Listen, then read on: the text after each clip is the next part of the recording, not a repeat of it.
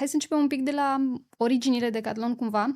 Bun. Fix acum 50 de ani, de fapt, s-a deschis primul magazin Decathlon 50 de ani. în 2026 facem 50 de ani de Decathlon la Da. nivel internațional. Ok. Și s-a deschis ca un model de business fizic, în retail-ul fizic. De-a lungul timpului s-a consolidat adăugând tot felul de divizii, inclusiv zona asta de online, inclusiv zona de marketplace mai recent, dar cumva Decathlon funcționează ca un ecosistem.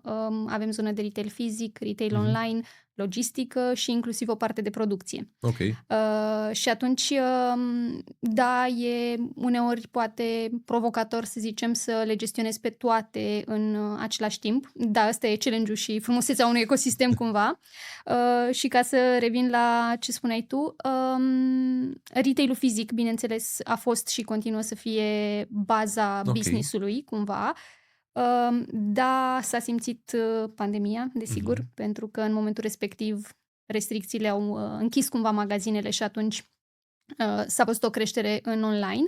Creștere care apoi s-a echilibrat și s-a menținut paralel cu magazinele. Adică în momentul ăsta noi de fapt ne uităm la tot ca un format omnicanal, pentru că e important să oferim acces clientului la partea asta sportivă și atunci, bineînțeles, și zonele de business cresc susținut într-un mod echilibrat cumva. N-aș zice că e o accelerare mai mare sau mai mică într-o parte sau alta. Ok. Cred că, de fapt, ca business omnichannel, trebuie să te uiți la accelerarea overall și să vezi cum poți să shiftezi între canale pentru clienți, astfel încât să fim acolo unde ei vor să fim, când vor ei să fim și tot așa.